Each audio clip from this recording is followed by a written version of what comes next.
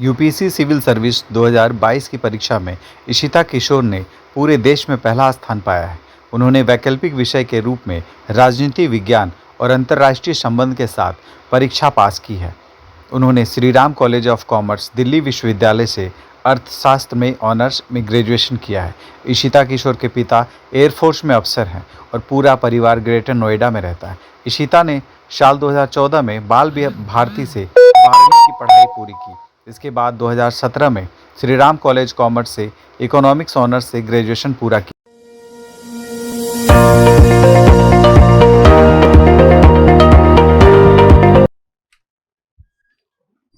Yeah, please come, Ishita. Good morning. Please sit down.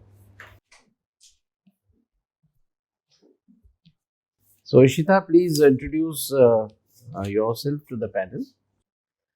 Sir, I'm Ishita Kishore. I'm a graduate in economics from Sri Ram College of Commerce, Delhi University. After that, I went on to work with Ernst & Young in risk advisory for 2 years. Sir, I've been an active sports person in my life, and I think that has shaped my personality to a great extent. Ishita, as I see from your DAF, you have been an all-rounder performance in school, best student. Yes, sir. Right?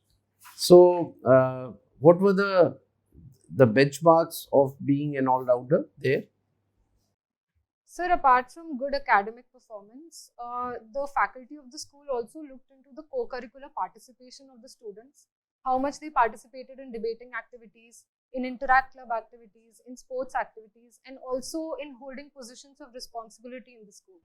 So if you would aim to be an all-rounder performer as a civil servant, what do you think should the benchmarks be?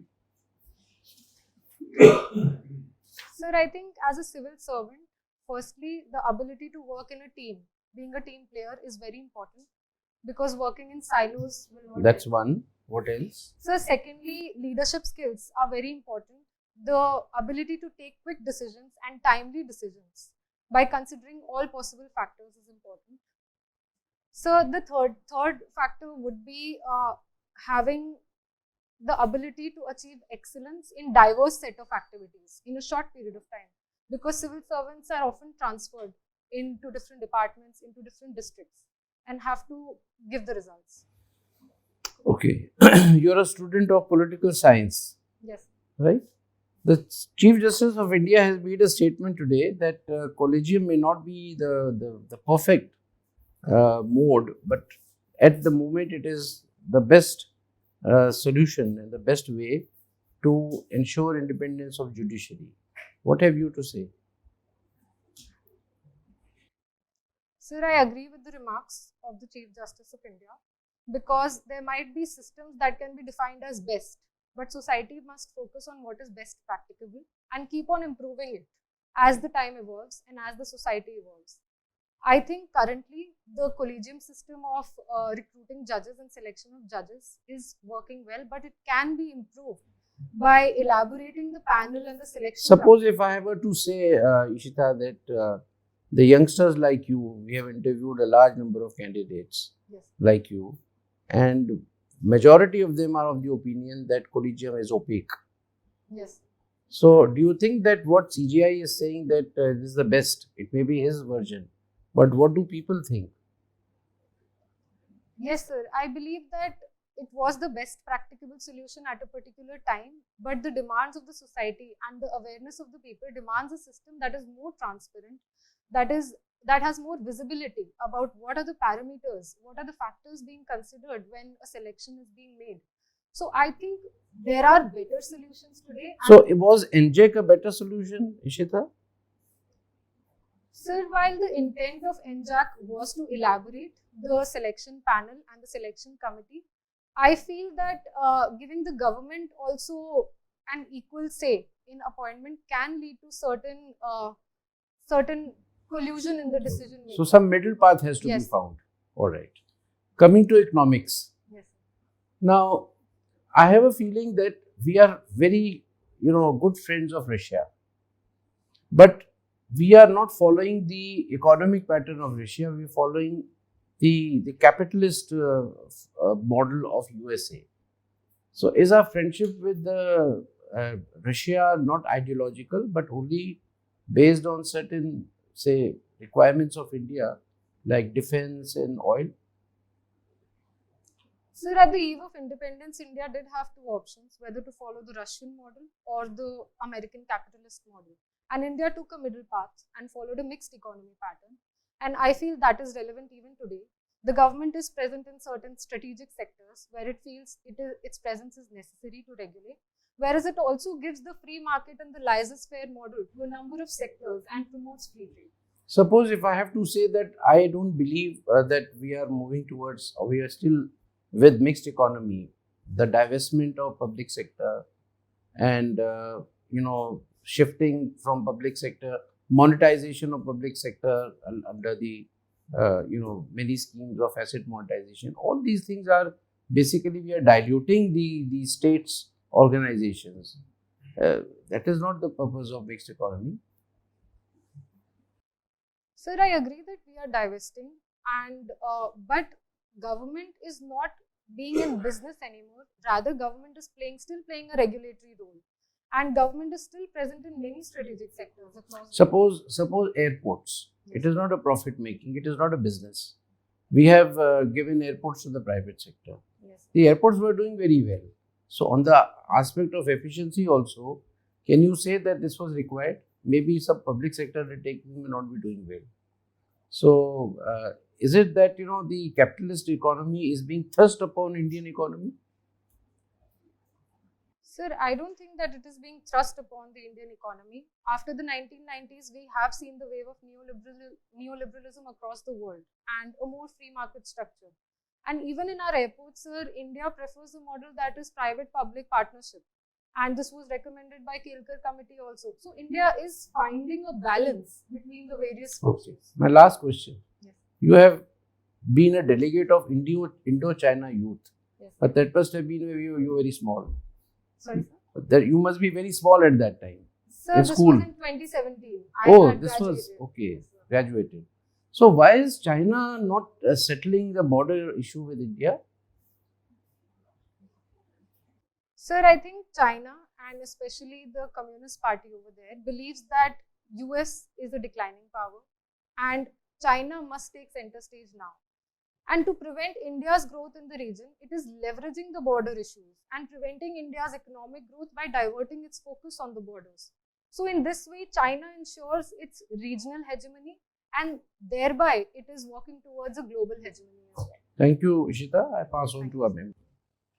So, Ishita, G20. Yes. Do you think it is a group of 20 countries? No, sir, there are more than 20 countries because the European Union is also part of it and under it a number of countries are given representation. So, it is how many countries? Sir, I think it is around 57 countries, but I'll have to recheck it. Okay. And India has the chairmanship or presidentship. What exactly we call it? Sir, while the presidentship and the chairmanship is rotational, but I think No, what is the exact word? Technical word is what? Do we call it is chairmanship or is it called presidentship? Sir, I think it is presidentship. I will check it. I'll check up that. No? Okay. And current year is with us. Yes. Previous year was with whom? So, Indonesia. Indonesia. Next year? And 24? Sir, it is Brazil. Brazil. That's good. So far, what have been the achievements for India as being the chairman of G20 group? Sir, I think India has successfully showcased to the world that the global south can successfully determine what should be the resolutions, what should be the motions for discussion in the external affairs meeting also and as well as the finance community. However, sir, there has been issues around finalizing what the communique should be because there are conflicting views of different countries. In fact, sometimes I think, is it a political group or as per agenda, it was supposed to be economic and financial group? Yes. It's not a political group, or is it a political group? So in 1999, when G20 was envisaged, it was envisaged as for the emerging market economies and for them to have a better say in the geo-economics of the world. But so currently, given the hard geopolitics that we are witnessing across the world, such elements are also entering in the economic discussions, in the economic decisions of G20. Okay. Supreme Court sometime back has given a judgment creating a collegium for appointment of election commissioners. Yes. Now, there's a new collegium now. Yes. So, point is that whether Supreme Court was right in prescribing a collegium uh, for this, when the article such and such in Constitution already prescribes how the election commissioner will be appointed. Yes. There is a Yes, sir. point given there. So, do you think there was enough vacuum that Supreme Court had to come in between, or you hold some other view? Sir, I believe that the constitution drafted 7 decades ago gave this power to the parliament to decide how the election commission should be appointed. But the fact that for 7 decades no decision was taken. So all these years, how the appointment was being done for the election commission, if there was no rule? So there were rules, but it was not decided by the parliament. Where the rule is written? Sir, I'll read about it. The article itself says so. Yes. Okay. You had done your BA honors in economics and political science. Yes. Which was your major subject? So economics. Economics was major subject. Do you think this share market reflects the economy of the country, or it doesn't reflect? Sir, I think the share market and the capital markets broadly reflect the sentiment and the growing economy of our country.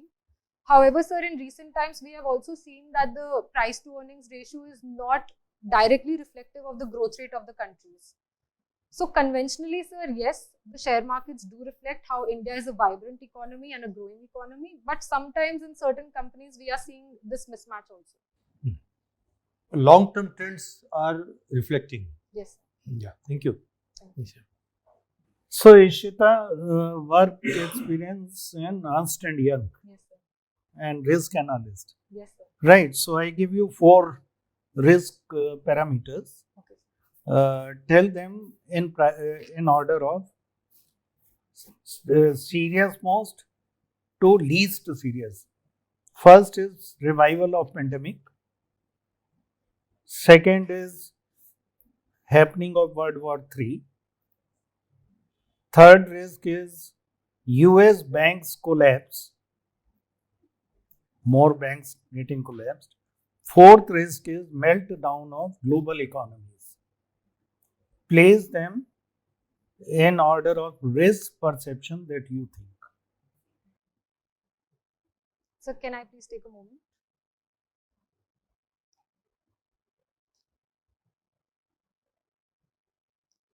Sir, in perspective, having a global perspective, I think that the Russia-Ukraine war, which is sometimes also being perceived as a World War III, would have high risk for the global south and as well as the emerging market economies in terms of stability in their macroeconomic indicators. The second risk, sir, would be to the geoeconomics of the world, that is the collapsing of the great banks in America, in United States of America, we saw the Silicon Valley Bank and the Signature Bank and now Credit Suisse in Europe. So this would be the second risk that can destabilize banking across the world, as we had seen in 2008. So the third risk would be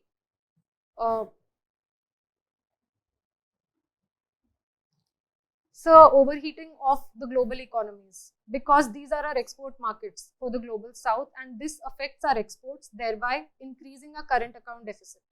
And lastly, sir, revival from the pandemic. I place this at a lower risk because we have seen how economies are overcoming the effect of the pandemic in the last 2 years. Good. Ishita, you have participated in Dubai Yes. Millennium Summit. Yes, sir. So I give you a topic for Millennium Summit, war and global economy. So just bring this topic to a conclusion. 2 minutes. You are addressing the summit. in a globalized world and an interconnected world, any conflicts or any escalating situations in one part of the world can quickly escalate and spread like wildfire to other parts of the world. We have seen this in the recent Russia-Ukraine crisis, wherein any invasion in Ukraine led to economic fallout in other parts of the world.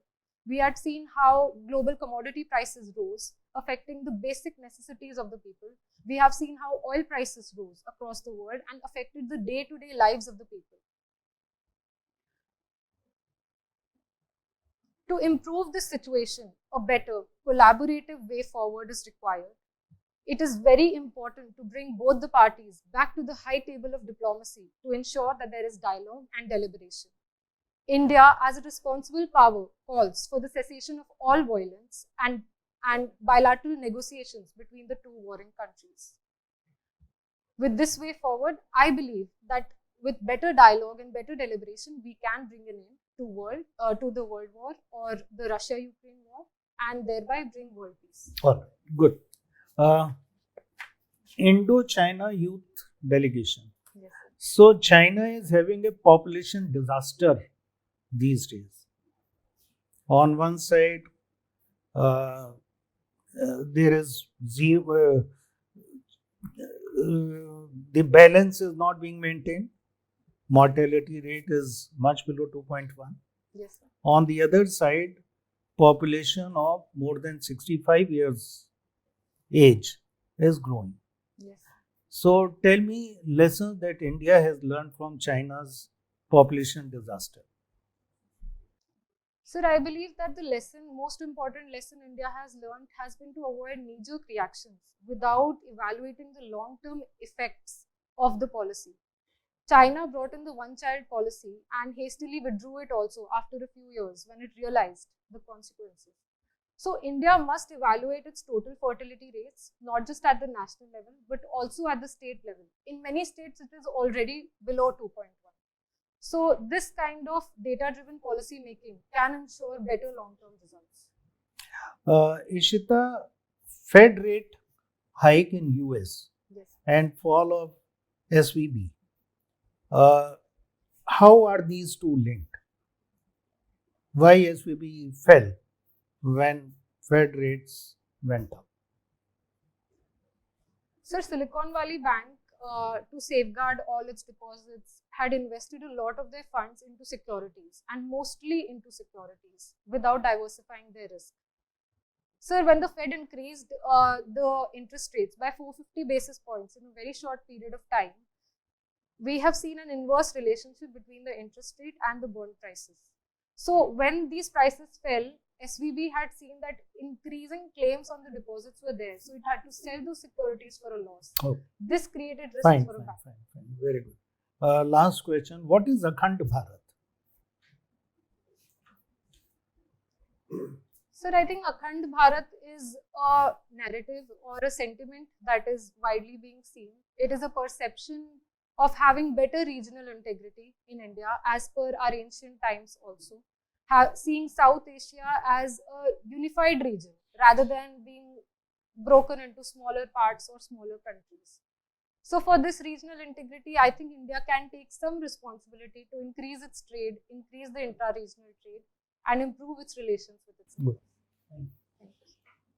Ishita, you have studied at Delhi for 5 years. Yes, sir. And other schooling is also from there. Can you tell me what are the changes we see with respect to women's security in the last 1 decade? So prior to this decade, there was a horrifying incident that shook the conscience of entire citizens of Delhi. That was the Nirbhaya rape case. And after that, many positive steps have been taken. Firstly, sir, there is increased vigilance by the police. There are many women patrolling cars also. We are seeing also pink police stations that are women friendly and having women officers. Thirdly, sir, regular advertisements I am seeing by the Delhi police in the newspapers about improving martial arts and improving self-defense among the women. So this has increased the consciousness of the people. But any deficiency you feel is still there in terms of arrangements for some infrastructure for women's security? Yes, sir. I believe that we can do better in this regard. The recent Kanjawala road accident case also said how regional disparity within Delhi needs to be improved. Lighting of the streets need to be improved. Okay. Now, there is a talk of paradigm shift from women's development to women-led development. Yes.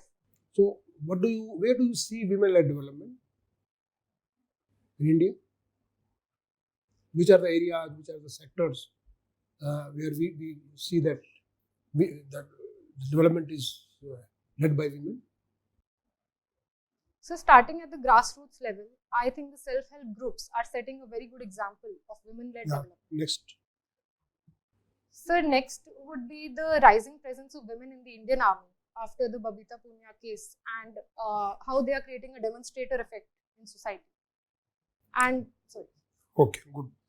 Ishita, can you tell me some steps taken by Government of India for economic development of tribals in terms of schemes or in terms of some policy measures? Economic development of tribals.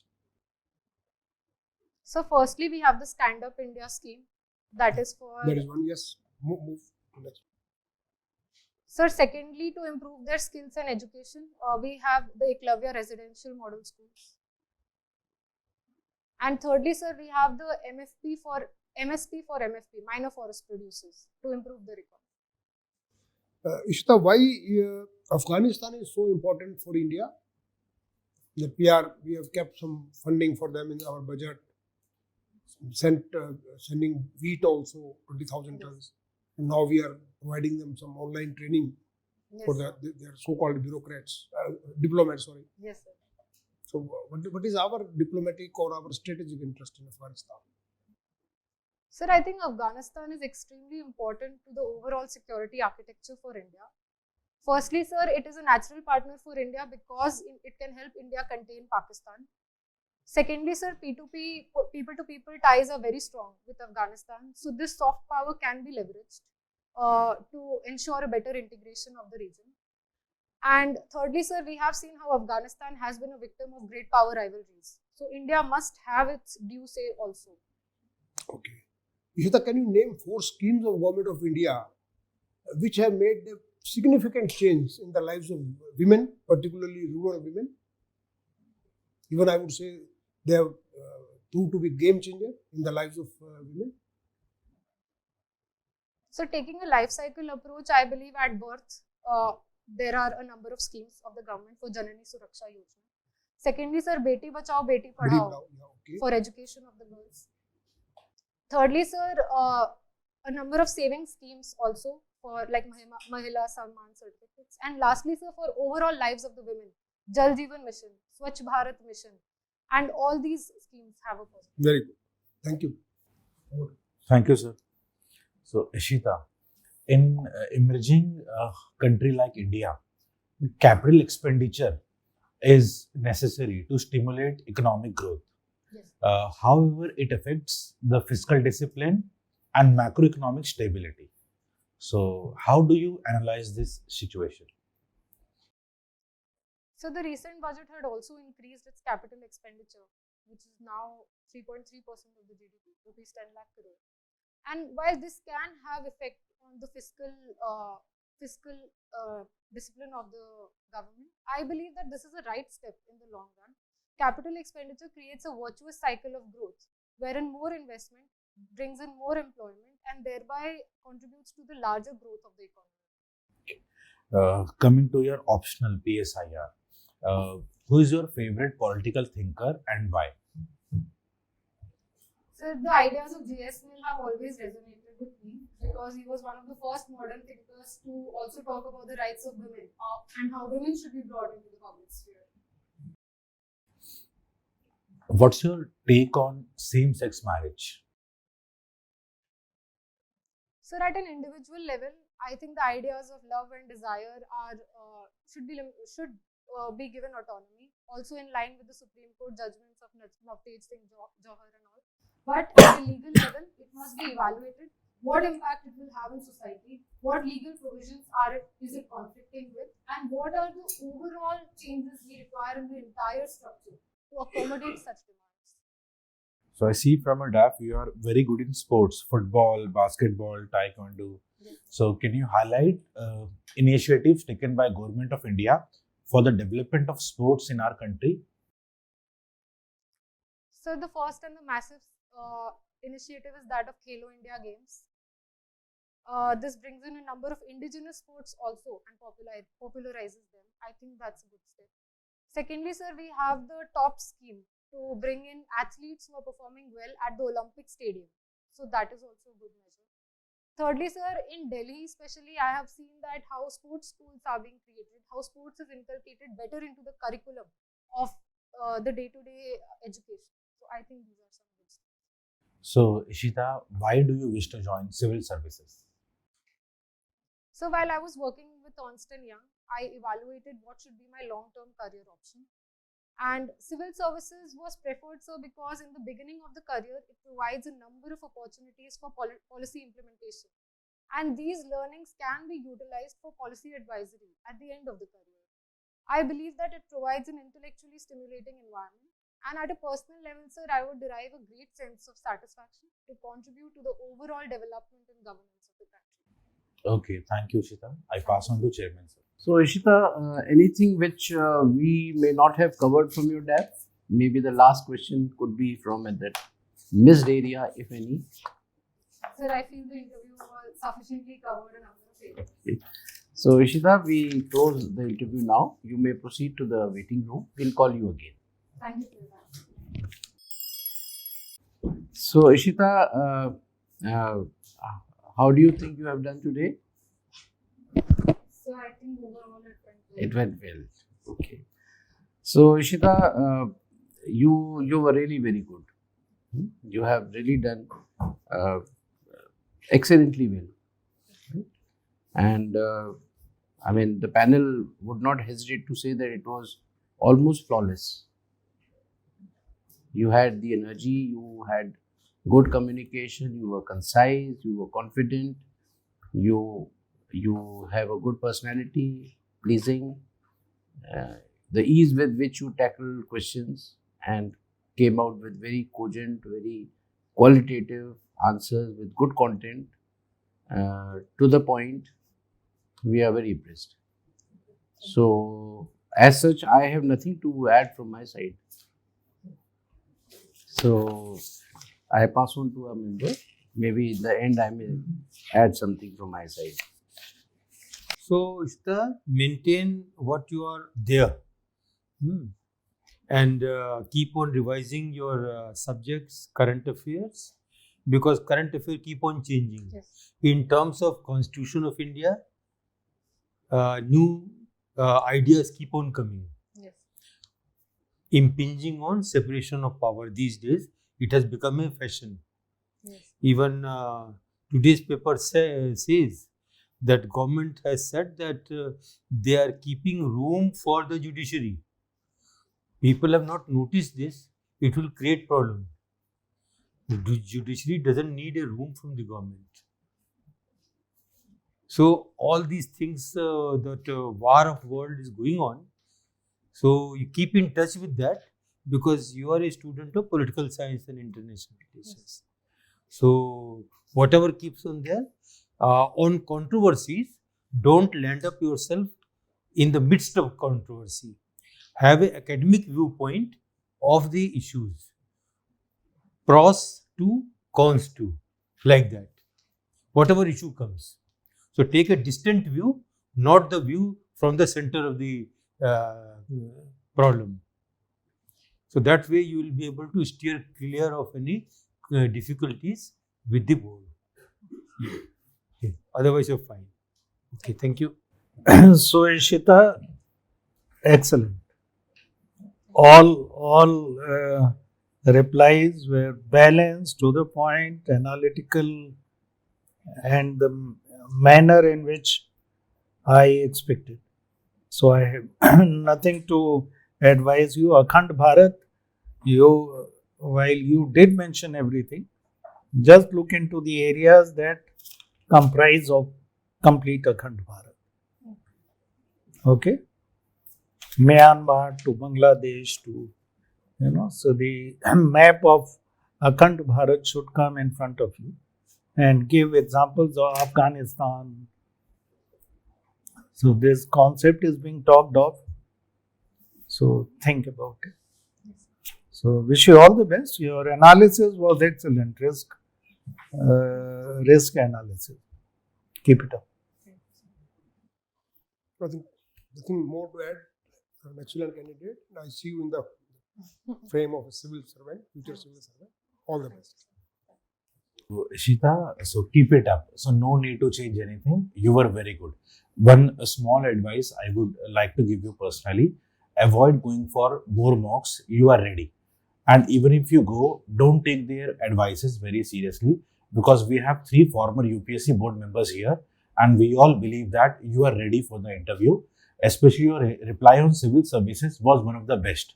So don't change it. So keep it as it is. Absolutely fine. That was Very good. So Just- we phrased it like 15, 20 So- times and refined it. So this is the best one.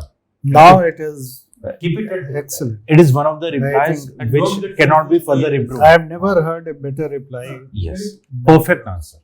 So don't change it. Okay. So wish you all the best. Thank you. So So, Ishita, anything you would like to ask us? Sir, if I may, it's about a rumor in general. But sir, Chaubey sir's board is considered very on a very diverse set of topics, and the DAF area is not touched much.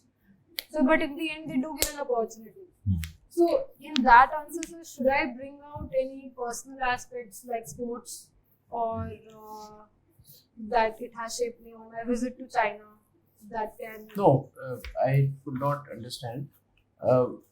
You mean to say in what context? Diverse thing. Sir, They may ask you diverse things. yes, sir. You know, running into current affairs, international, national. Incidentally, your subjects have been such, Ishita, that I think we asked you quite diverse questions, Yes, sir. because your background and your experience. I mean, you are political science, you are international relations, you have done economics. Yes, You know, these are all things which I would say diverse. yes, sir. You know, somebody who's done history, or maybe they'll keep asking about history, but it's always better to prepare both the DAF as well as diverse, because you're not sure you'll land up in Chaubeji's board, not necessarily. And Chaubeji, you see, Chaubeji doesn't dictate to other members कि उनसे ये पूछो, उनसे ये पूछना. They're all independent. कोई board का कोई गलत चीज अगर कुछ जा रहा है लाइन पे, तो भैया इनसे ऐसी चीजें, ये क्वेश्चन थोड़ा ऐसे मत पूछा करे, या थोड़ा टाइम का थोड़ा सा जल्दी करो भाई, टाइम ज़्यादा मत लीजिए, कम क्वेश्चंस पूछिए. बट क्वेश्चन क्या पूछ रहे हैं उसके बारे में टोटल इंडिपेंडेंस है. And this board members they keep changing. So chairman initially वो तो शुरू में वही आप कोई गलत मत बोलना, जो बोलना सोच के सही बोलना, हमें झांसी में मत डालना, कोई नहीं समझ में आए तो हमसे पूछ लेना. These are some of the sentences which he you must have read the transcript. Yes. So otherwise they don't dictate. So the possibility of some member asking you from DAF or some member asking you from any diverse subject is very high. An academician जो history का होगा वो आपसे history का पूछ लेगा, कोई economics का आएगा तो वो इकोनॉमिक्स का. तो अगर डैफ से रिलेटेड अगर आप मानो तो इकोनॉमिक्स इज डैफ रिलेटेड आल्सो. जो इकोनॉमिक्स का स्टूडेंट नहीं है उसके लिए डाइवर्स है. Yes. है ना. So why did you mention sports का, क्यों आप कह रही थी? आप अपनी तरफ से क्या कह पाएंगी? वो तो आप initial when you introduce yourself you will be limited to few things. Okay. Then why are you asking this? Should I tell about sports and all what? So in case it doesn't come up across the interview in the end, if When I they have- ask a question, yes, like I asked you a question. yes. Sir. Okay. Do you want to add something? You must, in that case, you must ask the member, the board, that yes sir, if you can ask me something on this. Okay. It is always good not to say no, Okay. and ask something. And you have such wide area, you can always sir ask me something more about international relations. Right? And I restricted my statement to only the DAF. Yes. But maybe they may not refer to DAF alone. They may say that anything you would like to ask which we may not have covered.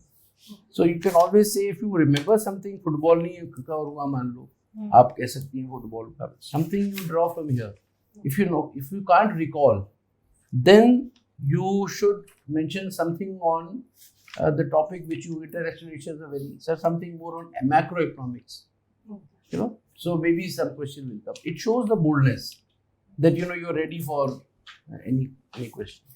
And if they say that you know anything missed out from the DAF, if you remember it, you mention.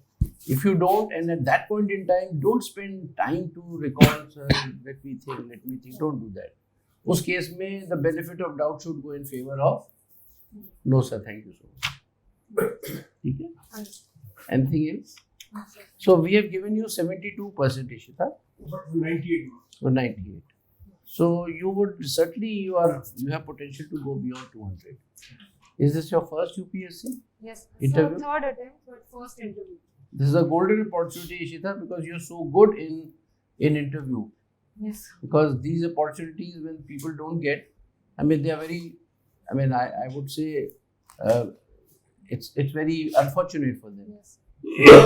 They are not able to write properly, but they are very good in interview. Yes. And vice versa also happens. Yes, sir. So now your strong point is coming. Yes, sir. And in cash on that. How have you done your mains? So it was my first mains, so I'm only speculating. From my side, there have been no mistakes.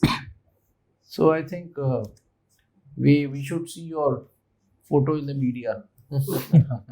But don't get complacent, you have time. Yes, sir. I'll spec- एक महीने आप ढीली मत हो जाना. बिल्कुल. Keep the level, the bar up. Okay. Yes, absolutely. All the best. All the best. All the best.